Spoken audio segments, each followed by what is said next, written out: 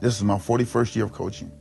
I've been told that no longer am I going from career move to career move. My moves are now father moves. My moves now are to be a blessing, to be a giver.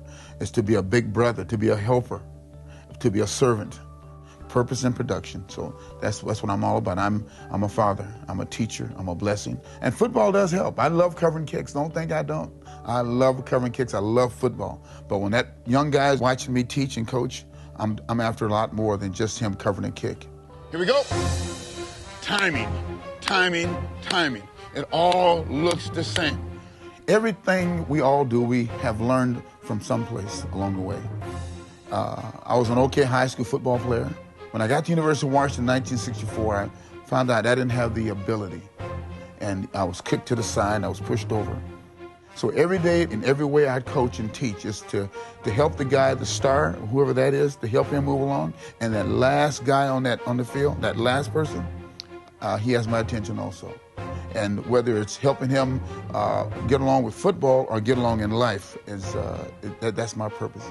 Diane! Blow the horn, girl! 1, 2, 3. These are my working gloves. This is when I go to work every day in these gloves. Coach Roberts wears gloves for, I don't know why. I believe Coach Roberts wears those gloves so that there's no fingerprints when he has to choke somebody out. I won't say I've been afraid not to ask about it, but I just haven't asked about it. So. I think with Coach Roberts, the biggest thing with his gloves is be on the lookout. Be prepared. He used to be a fighter back in the days, and he always think he's young. Like he will steal you, he will hit you. Wherever that you don't want to be hit, he will hit you. I try to sneak him before he sneaks me with the gloves. I mean, with the gloves on, I stay away. Gloves off, I try to get him. Every day, he's been consistent. The gloves, if he don't have them on, I'm gonna have to see I'm gonna go get him some. My gloves mean we go to work. It means we got to put a full day's work in. And they also mean if you don't do your job, I'll put my hands around your throat and make sure you do your job. Okay. Michael Jackson wore a glove. Nobody said anything to him. It's out of my control. Sometimes I have no idea what he's talking about. Who are we? Who are we and what do we need? Whew. Come on, go get the ball, DB. Win. Win the game. Win the game. I think a good special teams player, you got to play 100 miles an hour. Well, that's how he coaches, 100 miles an hour. Just a special coach, special person. There it is. Go. Go. Go. When they go out and see the quality of play, when they go out and see the way we practice, the way we coach, the way the kids play, they will see the quality. In fact, my friends have said when they look at television, they cannot tell the difference between NFL and the UFL. And they shouldn't be able to because of the ball players that come from the NFL or through the NFL are quality kids. And when I go out on game day and practice day, I coach as hard as I can coach, and I see the quality coming out from the other coaches and the other players.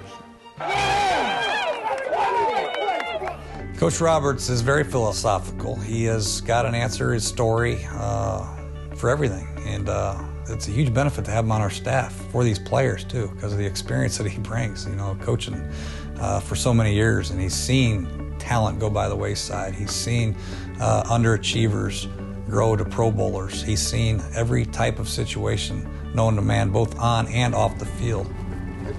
And go. 1, 2, 3. As far as picking the brain of guys, who've been around the craft for a long time. I mean, you mentioned Coach Roberts.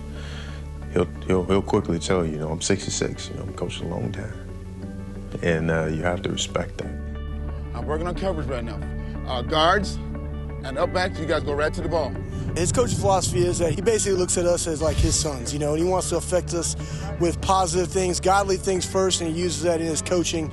And he's just a high intense guy who wants to teach. Sometimes, guys. He tells us every day that he loves us, and he just wants us to come out and just be us and just do what we do. He said, we all got a certain talent and just come out on the field and do it. I tell you what, about every third special team meeting, there's a lesson learned on a variety of different issues. And so I go in there just to do it. And sometimes I'll walk out there with maybe 2 pages of notes, and sometimes I'll walk out there with just learning some special teams.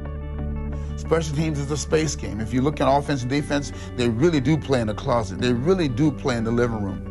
When you play special teams, you're playing the whole backyard and the park. You have to play space ball. And when you play space ball, calls for a different kind of kid.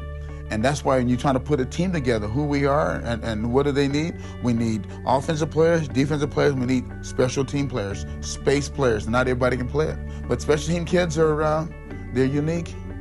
They're unique. And can I tell you, the only person worse than a special team player is a special team coach. He's got to be crazy too. Hey,